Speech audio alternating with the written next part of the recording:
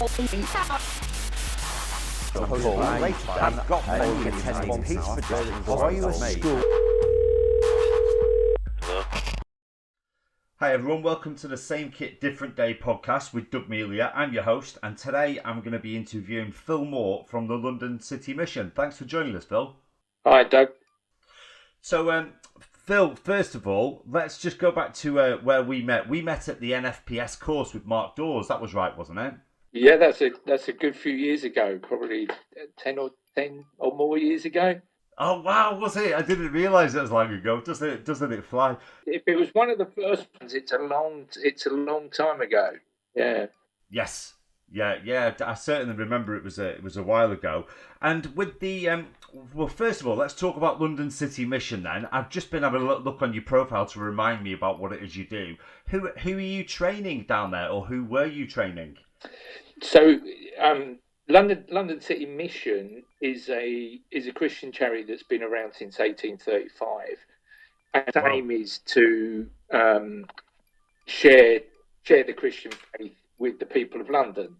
That's its basic premise. Where it comes into contact with physical intervention is our work with the homeless. So we have a homeless centre in Waterloo. We also run a couple of short-term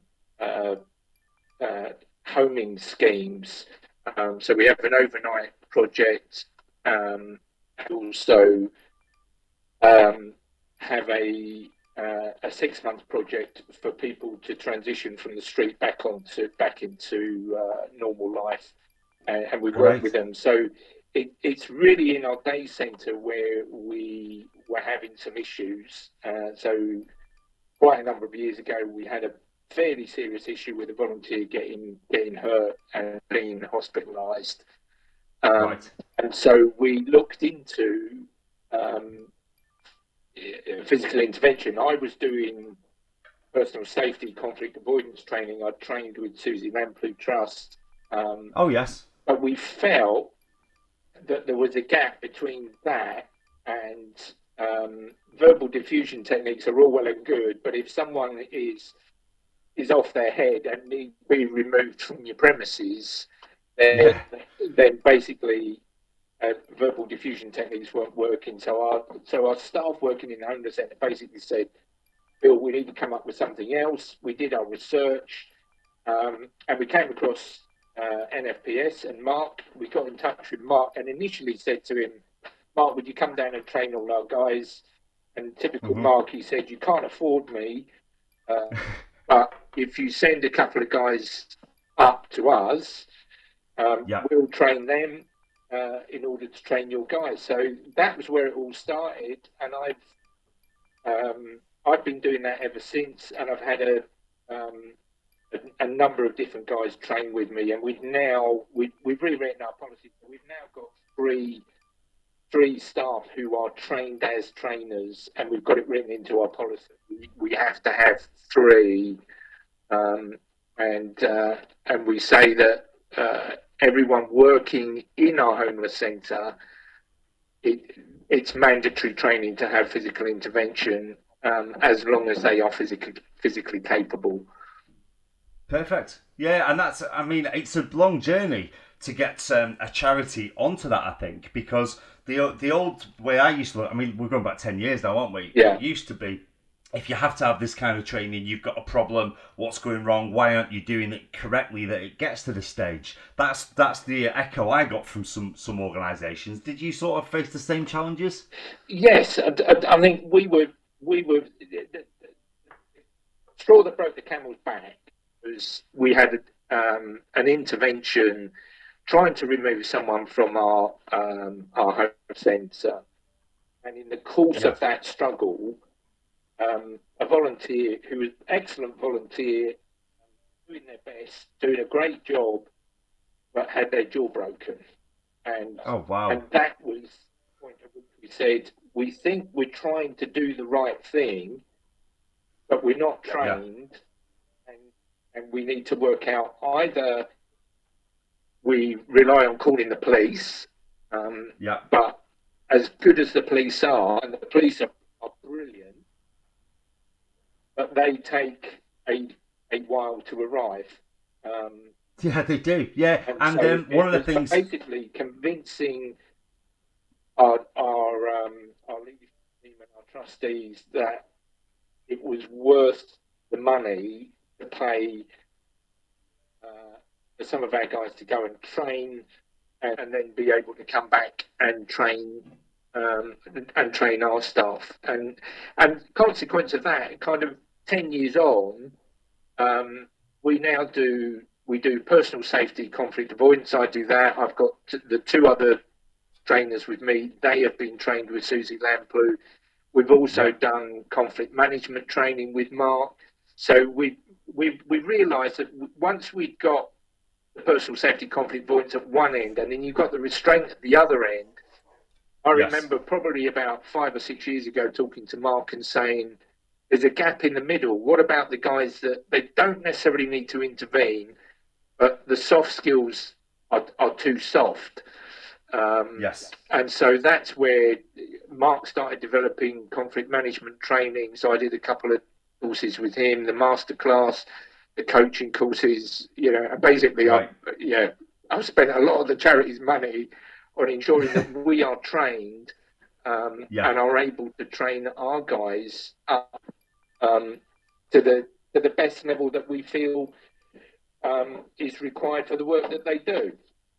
Absolutely, yeah, and it's an investment, isn't it? That's how I always see it. I refresh myself every year. The trainers that I work with, we make sure they're refreshed in the relevant sectors that they need to refresh in more than anything. So how has the epidemic affected yourselves? Because I was interested to speak to you around as a catch up, really, but also that you're working with the homeless. Now, when somebody says go in your house, stay in your house, how does that work? So that has been quite a challenge. Our homeless centre is still operational in Waterloo, Weber Street, but it's had to come outside the building. So we made the decision that operating with a big long line of the street community coming into the centre, all sitting at tables, that didn't comply with government guidelines. So we had a thought about it, we thought about it, and we've taken it out onto the street.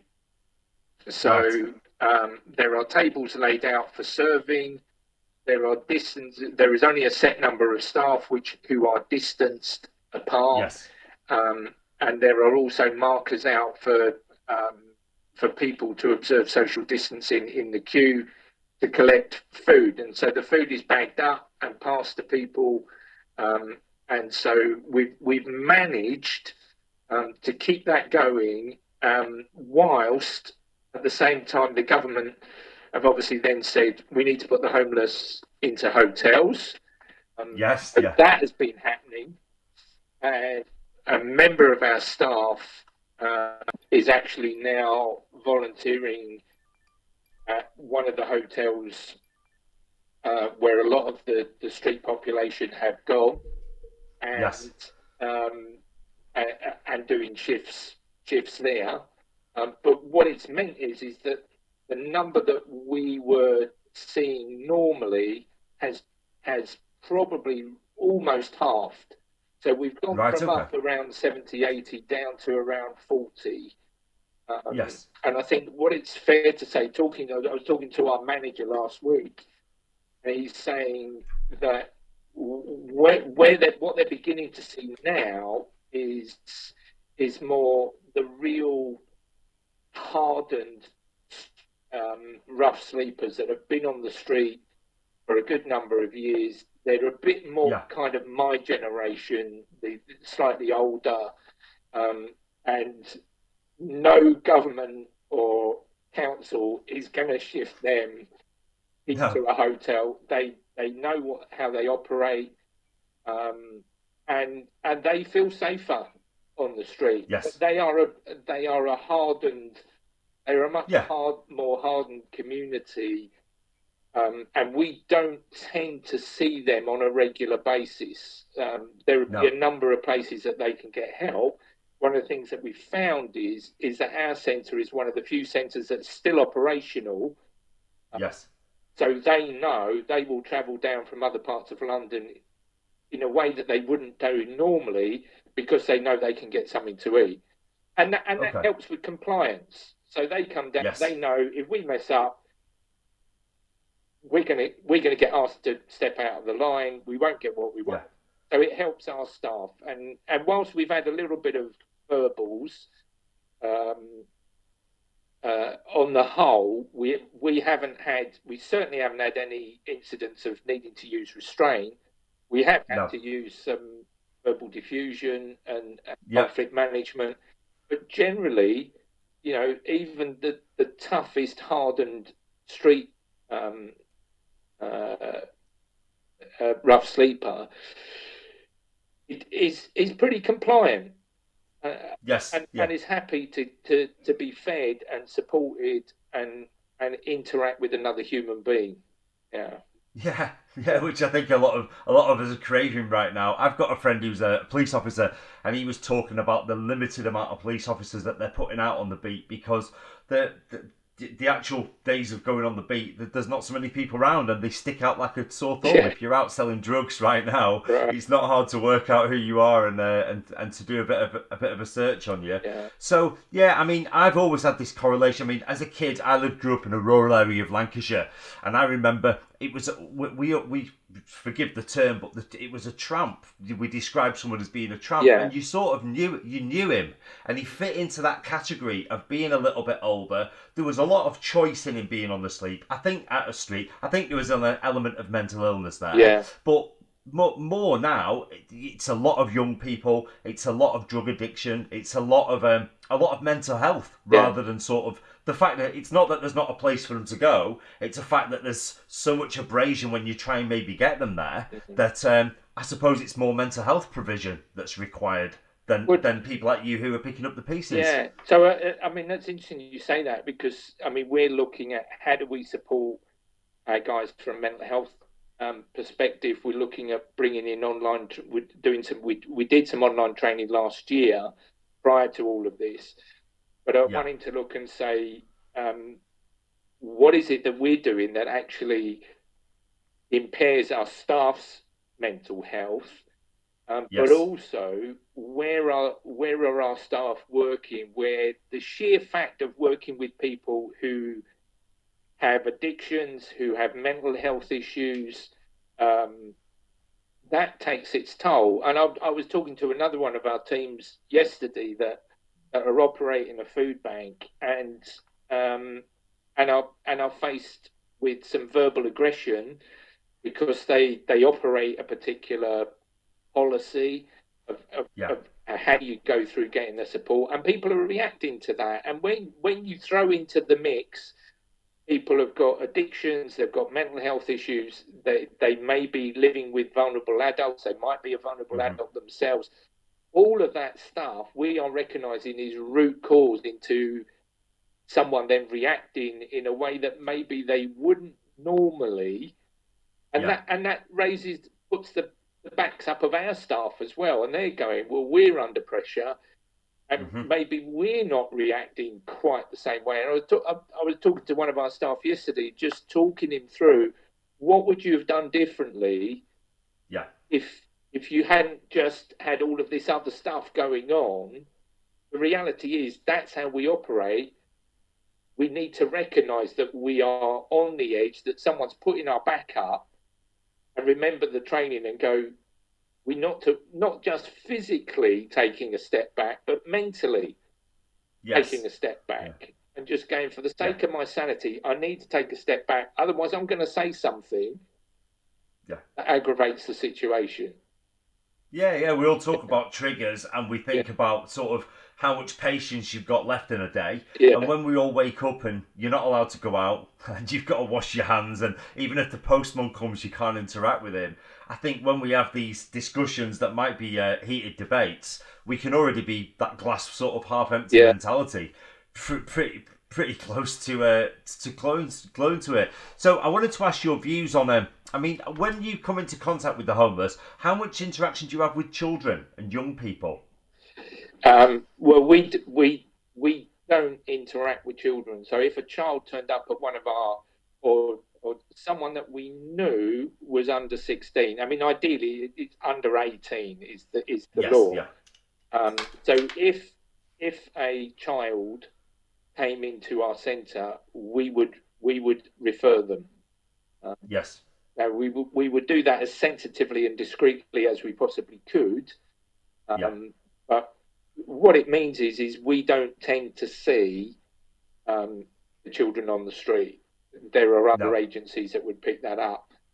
So we're not engaging at that level. Most of the people that we are dealing with are either hardened rough sleepers yeah, or people that have come over looking for work. So we interact with a fair amount of Eastern Europeans.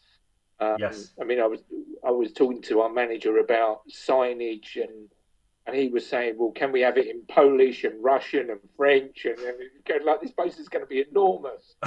Um, so yeah, we don't interact with um, with young homeless. That's not to say that there isn't a community of younger homeless.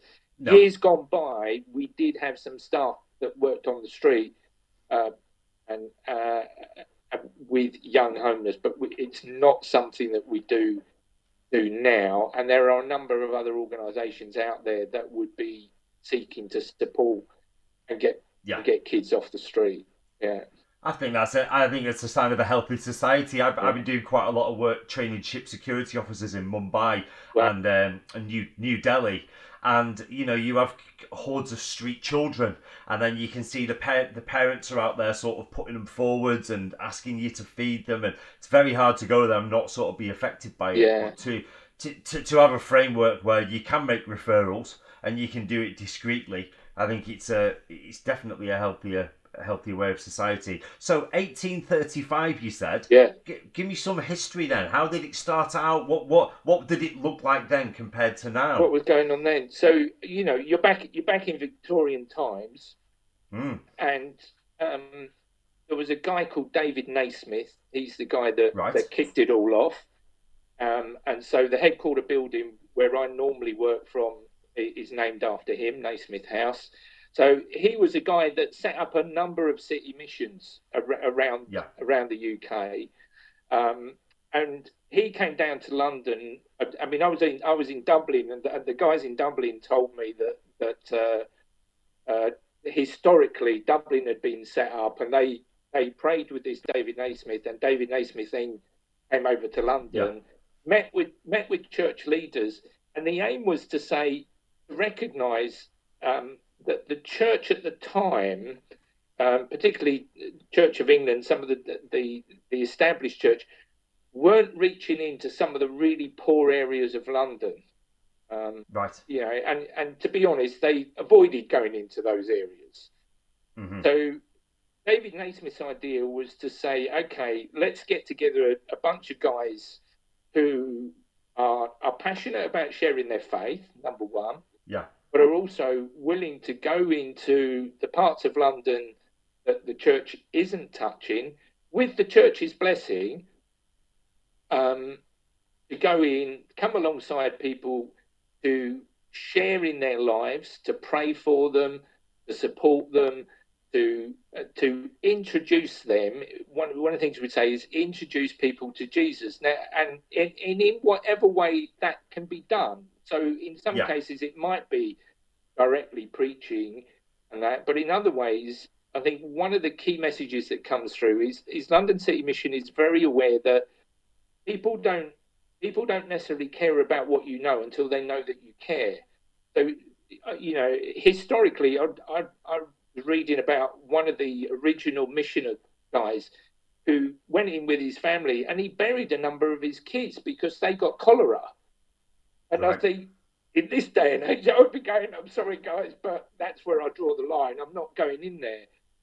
Yeah. But that was what the mission were doing, was saying, we want to have key people who were assigned to a district, and they would Yes. literally go round and visit all of those homes. Yes.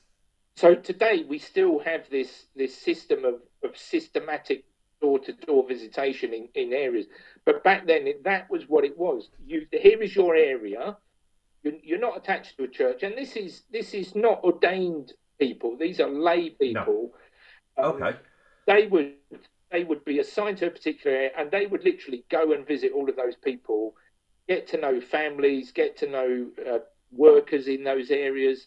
And so over historically, what you began to get was then some of the missioners would become chaplains to particular groups of workers. And in Yeah. some cases, we haven't got those groups of workers anymore. But historically, we set up people becoming chaplains. So you had people working districts. We then began to set up what we called Christian centres that were kind of community centres because there wasn't a church near, No. and to get someone who had trusted this guy who's been coming around their area for 5 or 10 years, they were coming back saying, we need somewhere where we can meet with these people. So we began to see some centres set up. And over the years, I've run two of those, one in Battersea, one in Vauxhall. But it was a means of bringing people together, and they would maybe provide meals. They would have a little service, things like that. And where we've moved to today is we retain that sense of we want to be working now in the most deprived areas of London. So we've done a lot of research into deprivation. There's a lot of statistics out there that show where that is. So we are aware of where government stats and other statistics are saying these are the least reached parts of London in terms of social deprivation. Or it might just be where are people groups that are unconnected naturally to church, and where are the areas that maybe are more middle class or socially upwardly mobile, that the chances of them having a Christian contact or friend are much higher. But for us, it is wanting to go. We are in the process now of redefining how we work, so that we are going to be working much more geographically in the areas that we've identified, putting teams in there, working alongside the churches. So we are non-denominational. People come and they say, "Oh, are you Anglican or Baptist or this?" And I said, that was one of my questions. So and that's I just interesting. say I've been all of those things. I attend an Anglican. I go to an Anglican church now. I've worked for a couple of Baptist churches. I go and train with Pentecostal churches. You name it, we will go there. So we basically say, look, as long as the fundamental Christian message is agreed, and the values, then we will work across church divides. And what that allows us to do in that unique capacity is draw churches together who otherwise would say, "I'm sorry, but I'm not working with you." So I'm not in your club. I'm not in your particular club. I went and worked with an RCCG Pentecostal church over in East London, and they were wanting some training, sharing their faith, going and knocking on doors. I knew that there was an Anglican church down the road that were already doing that. Theologically very different. But I said to them, I knew both the leaders. I just said to them, "Why don't you guys talk to each other? You're on the same patch. You can divide up the area, but learn from each other." And they've got together. They've done that. So, that's part of what we're trying to do. So we are much bigger. When I come to the NFPS stuff, I'm aware that I'm representing quite a small percentage of what we do. But at the same time, some of those centres, those community areas where we operate, we do run into verbal aggression, racial abuse. I mean, we've run into a number of that stuff, and under the heightened tensions now, we've had a couple of incidents, just verbals mainly. Yeah. But yeah, so that's hopefully that gives you a bit of a scope of who we are, what we do, how we operate. Does that? Yeah, it does perfectly. I mean, if people are sharing Christian values, and if you, I mean, most religious people I found, or even spiritual people, they all got the same common goals. So the same common goals is try and end poverty, get people to be nice to each other, and sort of raise the next generation to have the same beliefs. And then when I was over in India, they had the training I was doing, somebody had booked it right in the middle of Diwali, so it was their festival of light. Some of them had travelled 4 hours on a train to get there, and they said, "Can we finish early tomorrow?" And I said, "Why?" And they said, "Well, it's our festival of light." So I sort of got involved with that and went out on the streets, and it was a complete different culture shock for me, because it wasn't what I was used to. I went to a Church of England school, and we prayed and we sang hymns in assembly and things like that. But the actual people, they weren't that far different to me. They had the same kind of beliefs, and I think that's great that you're bridging the gap. Because if you can't bridge the gap between different aspects of Christianity, then there's no hopes of going between religions, is there? Yeah. And, now, and you know, and we are very clear. So you know, we hold a particular line when it comes to our Christian belief, which does mean that there are dividing lines. Yes. But I think what we're keen to do is to find ways to explore those differences, engage in debate. So with our Muslim neighbours, you know, what we want to do is come together and debate. We don't want to argue. Yeah. We don't want to fight.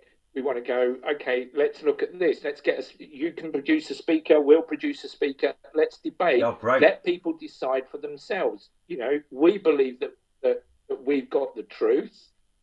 Yeah. But, you know, as much as I can articulate it, I can't convince anyone to believe anything. You know, but what we're out to do is to go, here's what we think, here's what we believe, allow somebody to share their view, whether it's in a public debate with other faiths, or whether it's standing on someone's doorstep. You know, part of the training I'll say to people is, you know, listen to where people are at. That's your starting point for what you want to share. And I've got people saying to me, well, I'm not religious. You know, I don't believe this. I had a friend, a mate who I've known for 40 odd years, rang me earlier today and to tell me his dad's just died. His dad died yesterday. Now, I've known him 40 years. We met in a Christian youth club. We've met up a few times over the years, and he says to me, you know, Phil, you know, you pray, because I know for a lot of people that is important, and it means a lot to people, you know. But he says, for me, just because I don't believe in God, it doesn't mean to say that it doesn't have any benefit, you know. That's right. And I will just say to him something like, well, you know, I believe God still cares about you, whether you believe in him or not. But then I'll say, you know, so I'll just throw that in there and let's move on. And you know, but it comes out of relationship, and I think you know, it is sharing our lives with people, being honest, recognizing that the things that we believe in our faith will cause some divides. So, you know, you could ask me some questions on what do I think about particular topics, and we'd probably disagree. What matters is there's a Christian writer called Tozer who I quote, and he said, and this is kind of an abbreviation of what he says, is what matters in a debate is that the person goes away knowing that they're loved, rather than that you're right, even when you are. Yeah. Well, my wife says, do you want to be right or do you want to be happy? And you can quote her on that. Yeah, And sometimes I think, yeah. But praying's a really interesting one for me yeah, because let's say you've got someone who's got no hope, or they arrive, they're destitute, and they're clinging on to anything to get something to eat or some friendship, and you give them the power of prayer. If nothing else, it's a positive affirmation that's said several times a day. yeah. So at least it's going to, whether they believe or not, it's going to program them to at least think these things might be able to happen to them. That's how I think. Whether you believe or not, there's no harm in it, is there? No. So, I think that's, I can remember saying to someone said to me, well, their son had become a Christian at a club I was running. He'd become a Christian, and he was asking me what he could do. So I said, read your Bible. Read the Bible. I knew he was struggling to read at school, but his mum comes in and says, Bill, what have you said to my son? And I said, well, what's going on? And she said, well, he's asked me to read the Bible with him. And I don't believe that. And I said, yeah, but he needs some help with his reading. Yeah. So read the Bible with him. It can't do you any harm. No, it's still words that make sentences. So then I said to him, he says, well, what can I do now? I said, well, pray for your mum. But he goes home and asks her to pray with him. And she comes back and says, oh, Phil, you're just being sneaky. I don't believe this stuff. But, what comes across is people will accept that. People go, well, it can't do me, even if I don't believe in God, then what's the worst that can happen? It can't do me any harm if some Christian nutcase is over there praying for me, as long as they don't start getting me to kneel down and put my hands on them and do it. And I'm happy to do that if that's what they want. But it's at the same time, prayer is a strange thing. There is issues around control. Yes. So I was doing a counselling course, and while I was doing that, I was also getting to know this lady who'd got a lot of trauma in her background. Verbally, she was extremely aggressive, but I got to know her over a couple of years, and part of her trauma was the fact that her old man had been a vicar and had died very suddenly when she was young, and that caused a catalogue of problems. So for her, God was this character that, while she believed in him, she was terrified. Yeah. So when I said to her, I'd like to pray for you, she said, her immediate response was, if you pray, I don't want God turning up at the bottom of my bed in the middle of the night. That will finish me off. And what she said was, if it finishes her off, that terrifies me even more, because if I go and meet God, that's the last person I want to meet, because he scares the out of me. Yeah, her vision, she didn't want to get close to someone that frightened her. I get that, yeah. So for her, it was through the course I was doing, I was kind of writing this up as a case study. And one of the things we looked at was this whole issue of control, which is quite a big thing within physical intervention, about control, who's got control at any one point. And Christians are very good at saying to people, I'll pray for you, without actually explaining what that means. So, what might happen. Yeah. What physically happens, what you're going to do, what you're going to say. So I now say to people, look, I'm happy to pray for you. What would you like me to pray for? You've got control of the subject matter. That's all I will pray for. If you want me to pray some more, then tell me that. But I'm not going to do something that you think is in secret.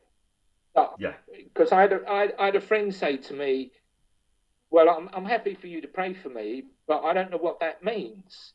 And I said, well, what do you think it means? And he said, well, some of my mates have said to me, they're going to pray for me, and I think they're just praying that God's going to get me.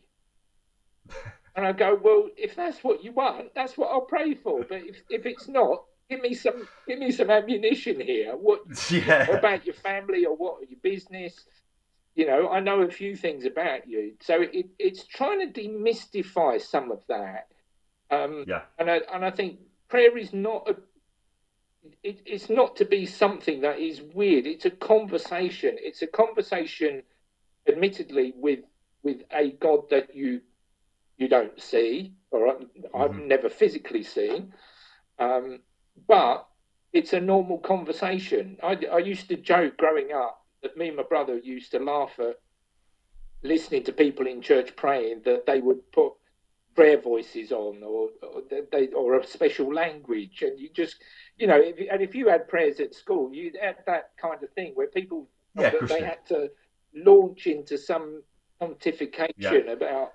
We used to have to link our hands and we used to have to kneel down. I remember the cushions. Yeah, so we all associate prayer with what we were brought with. And then you see some churches in America where they go. My wife said, "I go to church all the time if they were singing like that." Right. So it's different places, isn't Yeah, it? yeah. So to me, it's just about explaining to people. So I'm very much someone that goes to church, and I'm looking at the how easy is it for someone to integrate here.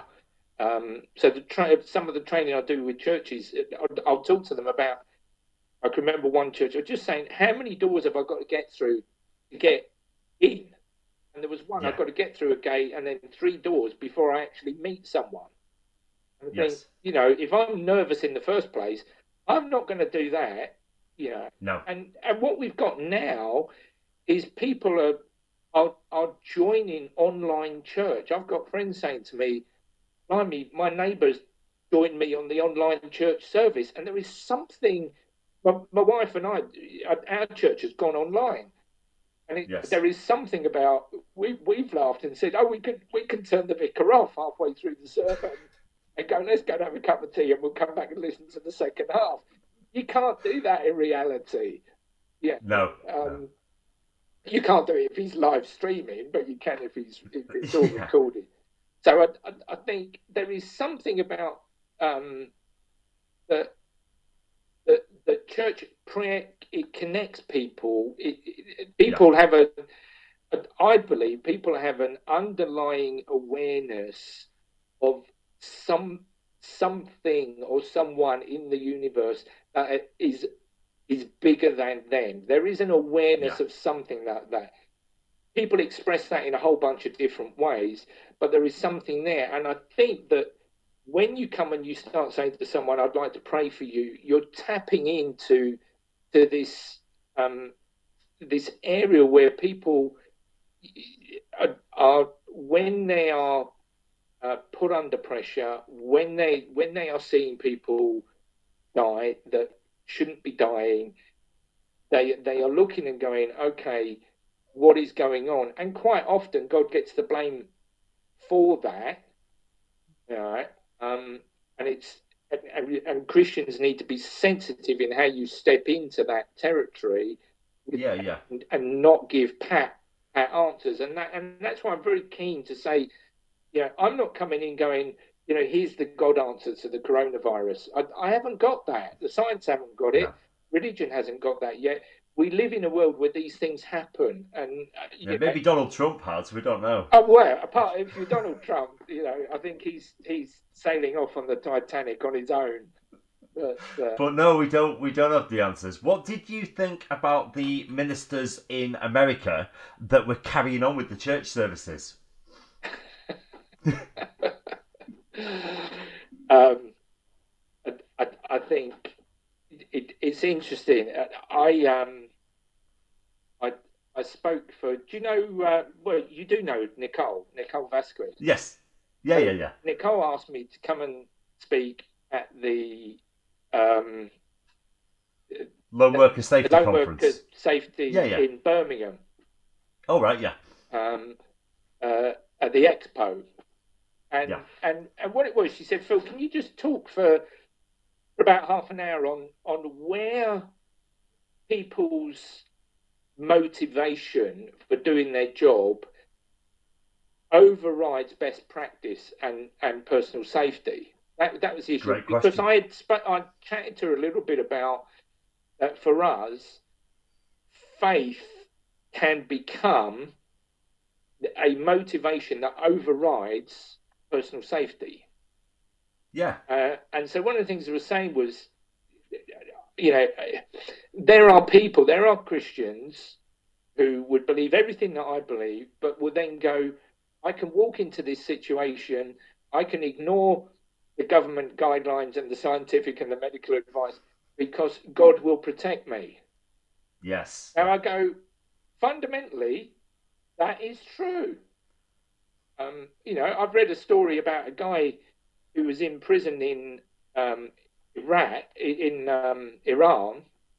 sent from a friend of mine who had to leave the country.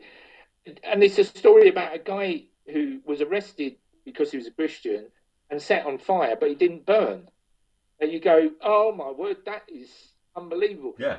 Do I want to preach that as a, you know, here's the system. You just trust God and don't worry about the fire. I think what's going on in America, I don't hold to fundamentalism. So I believe in a God that says, you know, this is how you operate, but there are some safeguards around that. So you know, we can do church. So some of the stuff that they quote, because my wife was looking at this and she said, Phil, you know, someone has argued against this why a church is meeting, and back comes this barrage of fundamentalism, quoting Bible verses saying, well, Hebrews says, don't give up the habit of meeting together. But it doesn't say, if you're all at risk of getting coronavirus, carry on meeting because it doesn't matter. You know, church has carried on meeting. It's just done it different. You know, that's right. You know, so, you know, humanity is stupid at times, and Christians, sadly, are not exempt. The part of humanity. When I became a Christian, I don't think Jesus took away my ability to be stupid at times. You know, he's still working on it. Hopefully one day I'll get there. But at the moment, so hopefully that answers your question. Yeah. It does. It does perfectly. Now, my dad used to be an accountant. He died a few years ago, but he had a business called Clergy Tax, and he basically helped do the tax of people. And sort of on the back of that, I always thought to myself, well, what could I do? And I did a personal safety course called Clergy Safe, which we ran for a while. And then as things got sort of bigger, I tend to pass the likes of, if we got inquiries from yourself, we pass it to Mark for the trainer side of things. And just going back to the case study you told me about with the broken jaw before, when I started working with members of the clergy and from rabbis and different ministers from across different sectors, that some of the things they told me that had happened to them were quite bad. And I think some of that is because they've taken down the barriers, sometimes physical barriers, to say, look, we need to meet with these people, we need to talk to you. And they've been quite badly assaulted and injured. Yeah. Apart from the broken jaw, what other kind of things have you come across? What other injuries have staff sustained, or what situations have they been in? So I think, fortunately, we haven't had anything else at that level. No. I think because we've got to a point where we've trained staff so fairly quickly, we don't tolerate any kind of sexual abuse to female staff. So if someone comes in, starts making comment to a female member of staff, that will get reported. They will be told, you need to leave. And if they don't, there's laws in place for that. Yeah. And so I think over the last few years, more of our issues have been around verbal aggression and how we deal with that. Yeah. Or it's trying to remove someone who's got into an argument and just has lost it. And we just need to get a couple of members of staff, remove them out. And fortunately, we haven't sustained any major injuries. And I'd like to think that is because we've trained our staff well. And we've managed to avoid anything serious. And equally, the way we operate engenders with our regular contacts a sense of, this is our place that we come to, And so there is a certain amount of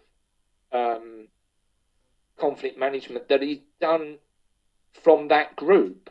They will do it Yes. themselves. They will That's right. calm someone down. They will do it, so that saves our staff a lot. I think our dilemma a little bit is getting round understanding that from an employment point of view, trying to ensure that we are recruiting staff that are physically capable. That is a problem for us because... And emotionally resilient as well, because they're going to have to see a lot and put up with a lot, aren't they? Yeah. So, we have had some issues of staff struggling. I've done some training with them and getting them to realise, one person will say, well, if that happened to me, I need a week off. And somebody else say, well, I'll just have a chat afterwards and we're all okay. Yes.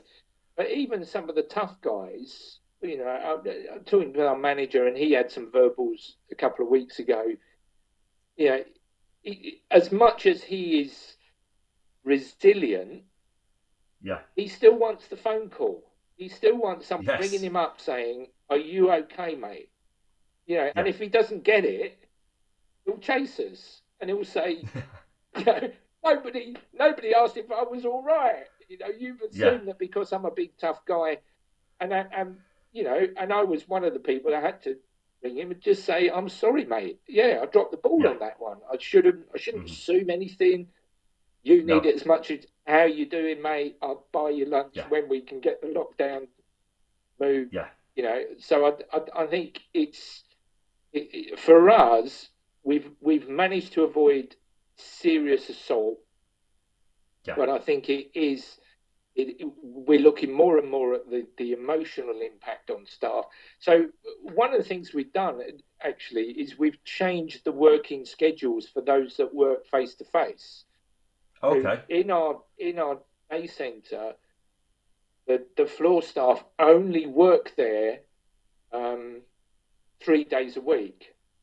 Right. Because what we found was where they were there 5 days a week, that actually it impinged for some of them. It increased issues of mental health issues. Okay. And the longer that you're working in that environment, the tougher that becomes. And so we said, okay, aside from kind of the chef, kitchen staff, and the manager, staff that work on the floor, they will work 3 days there and they'll work 2 days somewhere else. Okay. Now, right. some of them will work 2 days somewhere else that has a natural link to the same work, but it's recognising that working in that environment that is tough for an organisation that says what we want to do is share our faith, and have conversations about that. That is an environment where it's really, really hard to do that. So it's needing to say we need to protect our staff and put them into other places where they can be encouraged, see progress maybe at a slightly faster rate. And share best practice as well. They can share best practice between the groups. I think that's a great idea. It's a much better way. You see some places, a couple of things for me. One is zero tolerance approaches. It's interesting what you said about the sexual harassment and sexual violence and things like that. I think, that's something you can put a line under. But when you've got a zero tolerance approach to things like abuse, where do you draw that line? Because some people who have got a limited vocabulary, who are frustrated, who are tired and hungry, and I've got friends of mine. I did a podcast with a friend of mine the other day, and he had to tell him to stop swearing, and he was just that was his everyday banter and how he talks. Yeah. So if you're saying to people, you have to behave in this way to receive our help, or you have to behave in this way to receive our faith, that can create massive barriers. Yeah. And the same with we're all for social distancing at the moment. And I think we're going to see screens going back up again. But to have everything where there's airlocks and there's secure, it's almost like a secure building you're walking into. Like you said, people can't get in there. So to have measures in place to take the pressure off staff by moving them around or having people to talk to, I think it's a much better approach than sort of training everybody in very restrictive skills, maybe having people wearing bite resistant clothing and screens and things like that. And I think other places could do that. Reminds me of some pupil referral units I work with, right, where, you know, I've seen them saying, well, we've got a zero tolerance. Zero tolerance ends up with kids getting excluded, put in rooms on their own, or just punished all the time. Yeah. And I think you do have to take a certain... you have to manage the abuse, don't you? Yeah. Not take it, but you have to manage it a little bit, I think. Yeah. And I think it's talking to staff about, you know, what is acceptable. But then, you know, you land up with a spectrum of, you know, this is and this isn't. But, you know, I had someone said, oh, we had some verbal abuse. What was that? It was, well, someone wanted something, they were told they couldn't, we couldn't do it, so they told them to F off. I said to my wife, that's a normal response. I wouldn't take offence from that. I would just go, no, fair enough. You know, I might say, oh, stuff it then. You know, you say, okay. So you know, it is trying to work out. If we just said, no, you step over this door, there's no help for you. I mean, we do say if people turn up and they've got drink in their hands, we'll ask them to take it outside. Either finish it. We don't want them coming in with drink, sitting at a table, and that. Equally, we've had to look at because we've just rewritten our personal safety conflict avoidance. Well, it's personal safety, lone working, and our restraint policies, and into that we had to look at the issue of what do we do when we know that there is a weapon on site. Yes. How do we deal with that? Because we're not trained, you know. So a few years ago, a colleague rang me, said, could you train us in how to deal with acid attacks and knife attacks? Yeah. So I said, look, there's my response and there's the expert advice. I said, I will ring my mate Mark and I'll come back to you. And Mark's response was, Phil, acid attacks and knife attacks, they're police. That's police. You can't train anyone to do that. So, you know, it was wanting to look and say, we've got to respond to this somehow because it's happening. We had one of our community centres that they had an acid attack virtually on their doorstep. So we just broke it down and said, what can we do practically? If it happens, then can we keep some water close to the front door? So that, you know, you can go out easily. You can do that. You know, because that would be the response. But we can't send you out and go put the acid down and talk. We're not going there. Neither with weapons. So we've kind of come to. We got a bunch of our guys, street workers and our centre workers together and just said, what's our response to this, to weapons? And some of them said, well, we take it for granted that most of them will be carrying something. So where's the line? The line is if we become aware of it and we see it, then what do we do? And in some cases, we will say to people, would you mind taking that outside? Rather than causing a conflict. I mean, it brought it home to me because we went to the MEN Arena as a group of us to watch a concert. And as we were walking along, there was a homeless man in front of us carrying a sleeping bag. Right. And he dropped his sleeping bag. So one of our group helped him pick it up and a machete fell out of it and made this awful clanging noise around the town. And she sort of almost screamed a bit. And you think, these people are on the street. They're trying to survive. And, you know, if I was in that position, who's to say I wouldn't be doing something like that? So I expect it's a reality you've got to try and manage. With the unrealistic expectations, we do quite a lot with people across different sectors, And the thing we've come across are these lone shooters, or these lone wolf shooters, where they say, what if somebody detonates a vest, or they've got a weapon? And, really, it's about lockdown procedures, it's about safety, it's about preemptive and vetting people. But we've had organisations that have said, we're going to buy some ballistic shields, and we're going to have volunteers from the team, and they're going to put a bulletproof vest on, and they're going to go and take the weapon off him. And I think there isn't an answer to some of these problems. Some of these problems, you need to negate the risk out. You need to take away as much residual risk as you can. Yeah. And then, exactly like you said, have the first aid, have the procedures there for dealing with it afterwards, because to have people trying to take weapons from people is just ridiculous, isn't it? It's that human stupidity again, isn't it? Yeah.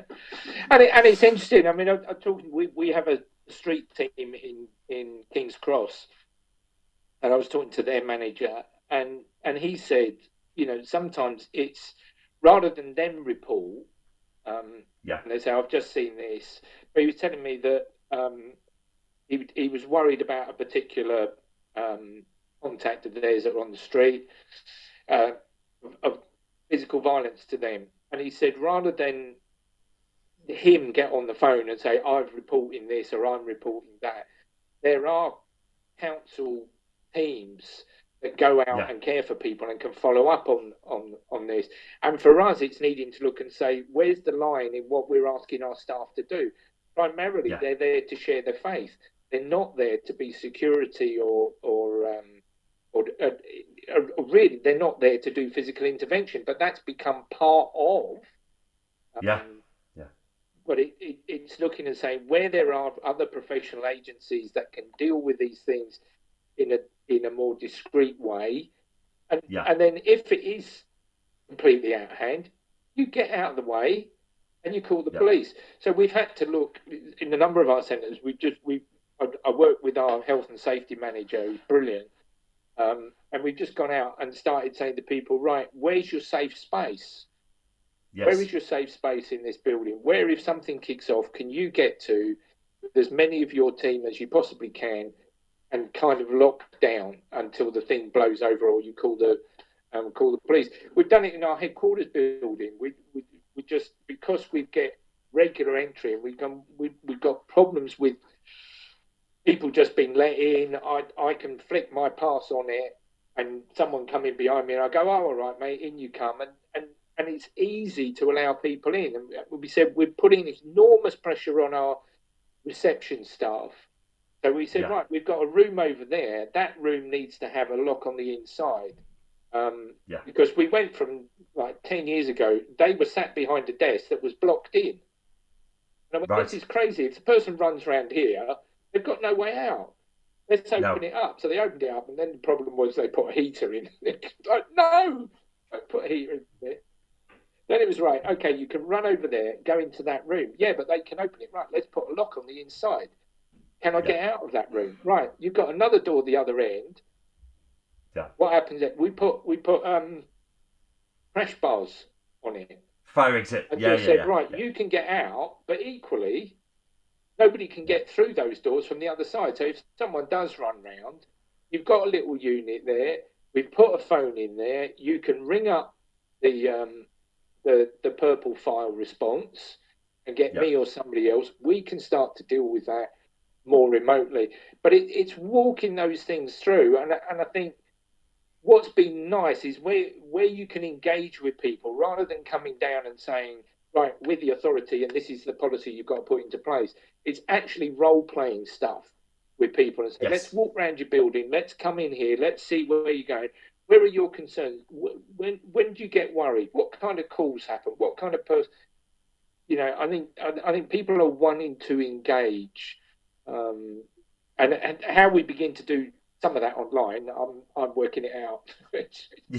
I think we all are. Yeah, I think we all are. We as you know, we supply soft restraint kit, and that's the reason I couldn't make the call yesterday. Right. We were giving some guidance to an intensive care unit who they need the kit. If somebody presents as combative when they wake up, if the first thing they start doing is pulling lines out and pulling catheters out, they can cause massive injury to themselves, massive expense, and they can injure and assault the nurses. So we've had to sort of bend a bit because, as you probably know, I travelled a lot. So I travelled from one place to another. Yeah. And as soon as they described what the media said was a super spreader, and that's a businessman that travels around, I just fell into that category. Yeah. And I just thought, as much as the law might allow me to still do my job, and I might be able to do it with social distancing, I think the best thing we could do is just lock down. So we've put a lot of stuff online. Like with the online services, we've been doing some webinars and doing the podcast and things like that. But I suppose we're all learning, aren't we? Yeah. But Phil, thanks so much just for on your self-restraint stuff. My eldest son is a doctor, and right. he's working currently in ICU in Cambridge. Yeah. And I was thinking, you know, he's the family source of what's going on in terms of PPE and all of that stuff. Yeah. But I've also, my mum is in a care home. Right. And what precipitated her going into there was she was sectioned. I mean, she was gradually going bonkers. They call it dementia. And eventually they had to go in and say, we need to section her. That was the only way she was going to go into hospital, because she refused to go into hospital. She was 200 miles away. She was in Wales. Right. But they had police on standby. You know, I mean, they rang me to say, this is what's going on. My aunt, who lived next door, was saying, Phil, there's like 10 people here. There's 3 coppers out. And I desperately wanted them to say to me, yeah, your 80-year-old mum has punched a copper. You know, I'd have lived out there. But in terms of using even the self-restraint, because I went on your website, I was looking at it. And how easy is it for the medical staff? So for me, having seen, they sectioned my mum. She was on section for a while. And I went up to see her, and they were worried about her. I mean, they even at one point, they said to me, would you help hold her? Right. And I'm going, right. Okay. They go, have you ever done this before? And I'm going, well, she's my mum. I'll hold her. Let's just, and things like that. So I know what you mean when you say people come out of stuff or they react. My mum was very much, it was the physical reaction. Her legs have retracted, so she's got enormous pain there. So moving her was terrible. So she would just fly out. Yes. And staff were worried about getting hit, carers and stuff. How do you envisage using the soft restraint in that? Because it's still reasonably difficult to put on someone if they are reacting like that. Yeah, so there's 2 absolutes with the kit. The first absolute is, before you consider putting it on someone, you've got to have control of them. And the second absolute is, you never leave them unattended.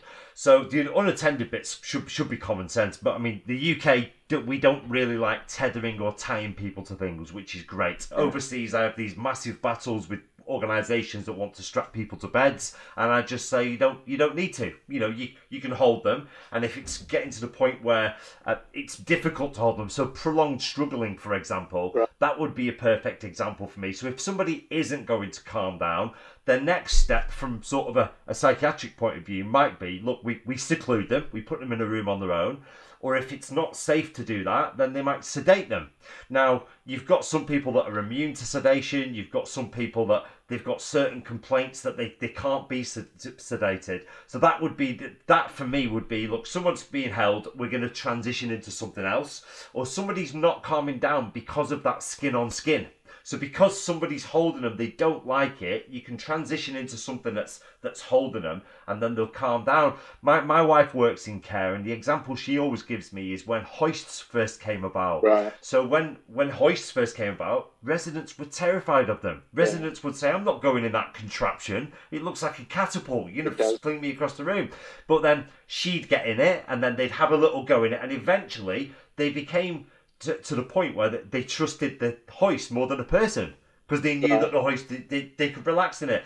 And with some of our patients, some of the trainers that train people, they say the same thing. The patients will be relieved when they're putting it because it's an end.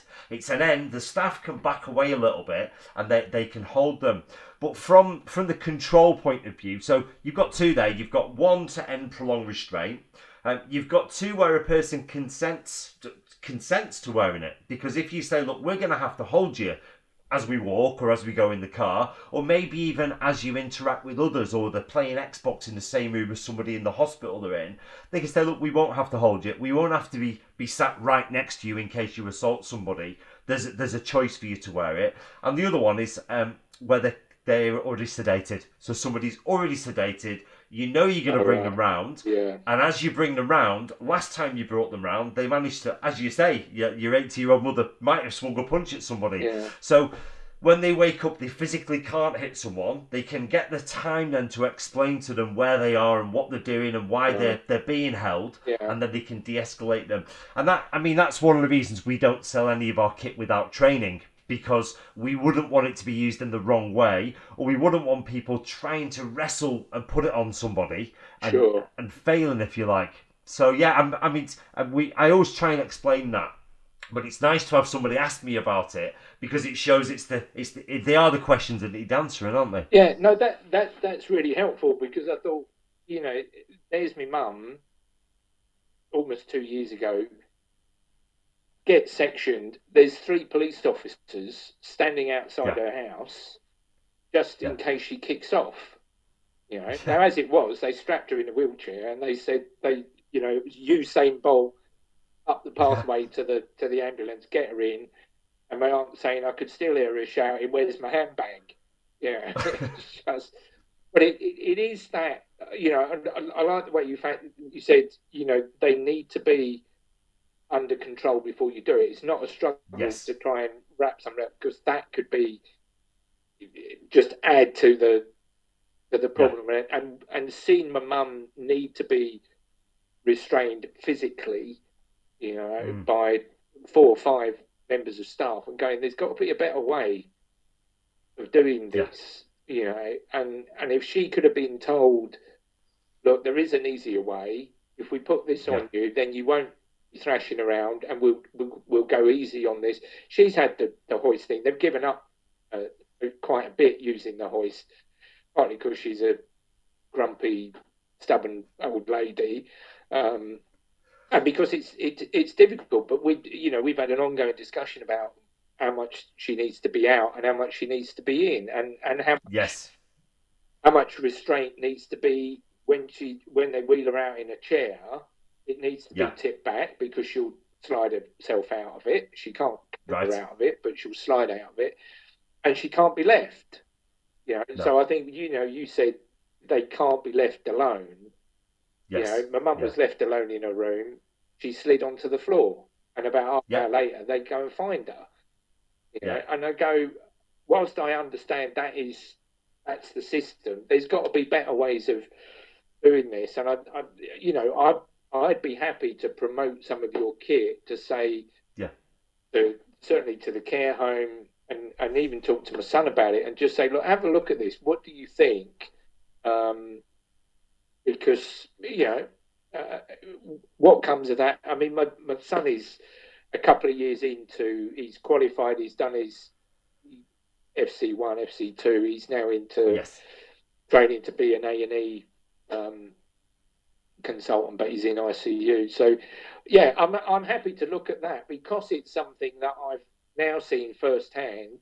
How do you deal with this old lady who's getting more and more frail? How can that support her? Because all I've seen is struggle to get control. And you just go, that's crazy. And then when she's under control, she's still in this heightened state of arousal and likely to clobber someone.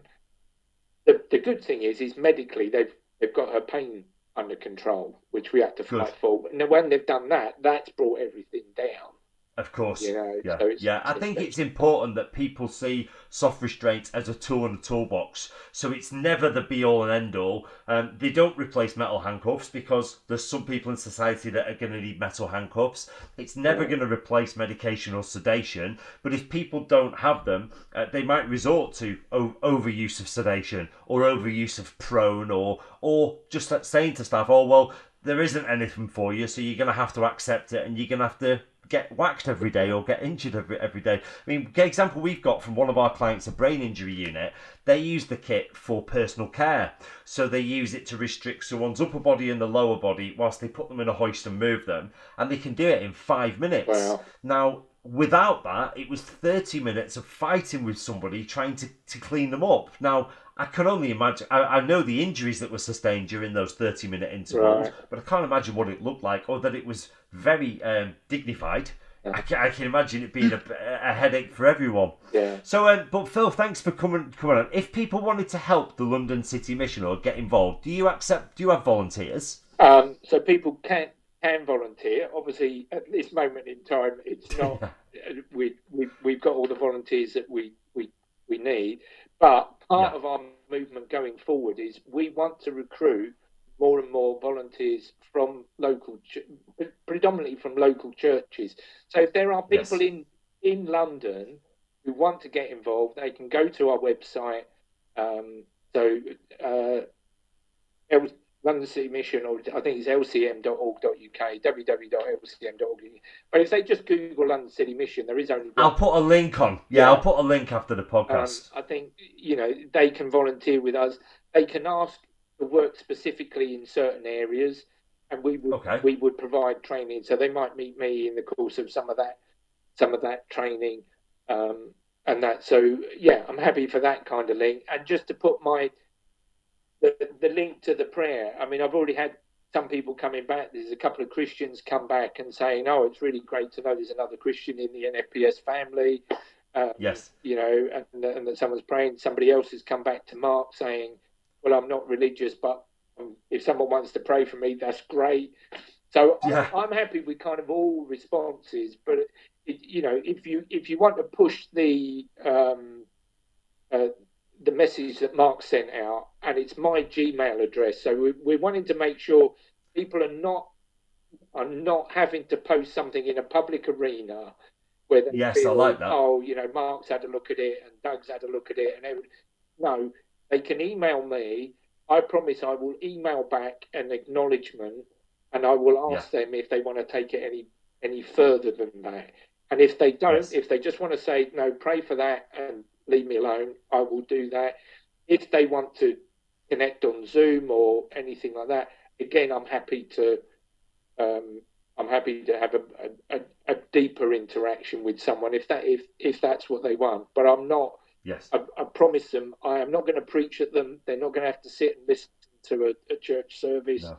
It is, what do you want me to pray for? I will pray for that. Fine. Anything else? Take it from Wonderful. there. That sounds great. Well, Phil, thank you so much for your time. I'm sure our paths will cross again. And if you need anything, feel free to get in touch with us. All right. Brilliant. Can I ask you, is there something, I won't do it now, but is there something I can pray for you and your business and your wife as well? Particularly, you said your wife's is she a nurse or a carer? She's a carer, but she works with me in the business as well. I mean, I think I'm healthy, I'm happy, and I've got everything going on. But I think you can. There's no harm that doesn't go for praying for my mum and for my family that's around there. I've got vulnerable family members that are locked down. So if you wanted to say a prayer for my mum, that would be and for my mother-in-law, that would be great. Okay. Yeah, I will do that. Perfect. Take care. Thanks, Phil. Have a wonderful day. All the best. See you soon. Cheers.